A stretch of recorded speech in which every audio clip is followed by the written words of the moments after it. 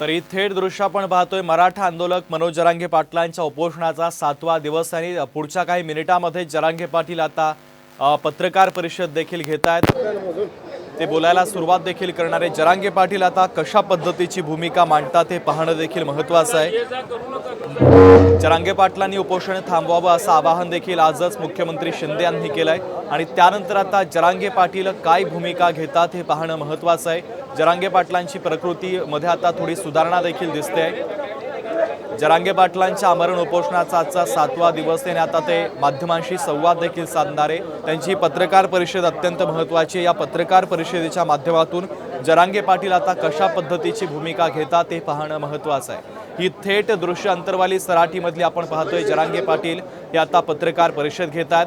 जरांगे पाटलांनी उपोषण मागे घ्यावं, उपोषण सोडावं असं आवाहन देखील मुख्यमंत्री शिंदे यांनी केलेलं आहे।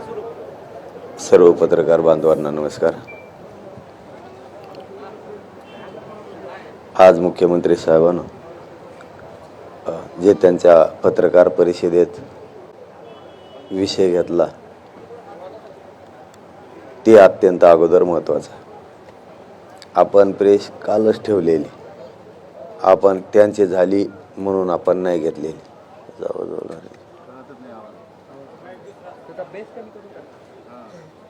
आवाज पण वाढवा त्याचा।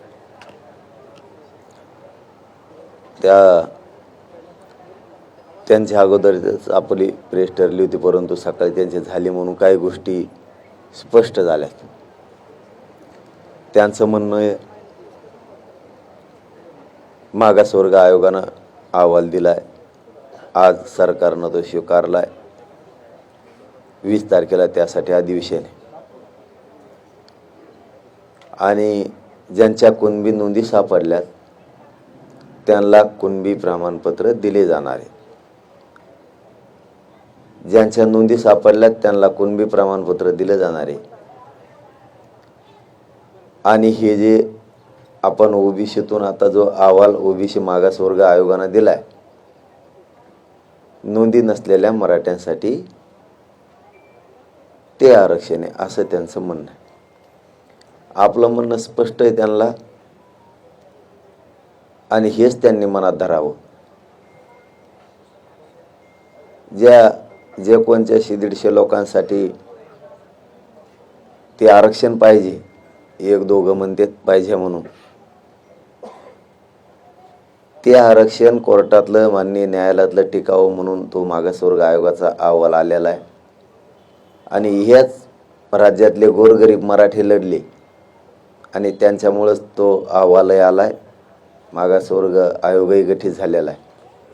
म्हणजे ज्यांना ते आरक्षण घ्यायचं आहे त्यांच्यासाठी सुद्धा हाच मराठा समाज लढला, हाच गोरगरीब।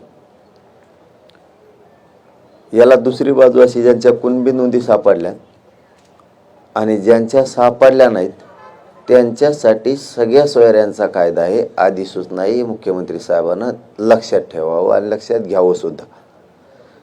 तुम्ही ते आरक्षण दिलं आणि इकडून कुणबीच्या नोंदी सापडल्यात हे दिलं आणि तुमच्या मनात जर असं असेल की हे जे मागासवर्ग आयोगानं अहवाल दिलाय म्हणजे नोंदी नसलेल्या मराठ्यांसाठी हे आरक्षण, ते आम्हाला मान्य नाहीये। तीनही बाजूनं मराठ्यांचाच फायदा होईल या भूमिकेत आम्ही, ज्यांना ते घ्यायचं ते त्यांनी घ्यावं, परंतु ज्यांच्या कुणबी नोंदी सापडल्यात आणि ज्यांच्या सापडल्या नाहीत त्यांच्यासाठी सगळ्या सोयरा कायदा आहे, त्याची मुख्यमंत्री साहेबांना अंमलबजावणी करावीच लागणार आहे, त्याशिवाय आंदोलन थांबत नसतं। कारण मागासवर्ग आयोगाच्या बाबतचा जो अहवाल आला गठीत मागासवर्ग आयोग झाला तेही याच आंदोलनाने केलेला आहे। याच आंदोलनानं मराठ्यांच्या गोरगरिबांनी केले, गोरगरिबांनी भेद नाही केला। तुम्हाला नाही घ्यायचं कुणबी तुम्ही त्याच्यातून घ्या आणि मराठा त्यांसाठी लढला, ते नाही लढले दुसऱ्यांसाठी। आणि सत्य बघायचं ठरलं तर या राज्यातला सगळा मराठा हा कुणबीचे, सगळा मराठा। कुणबी म्हणजे शेतकरी।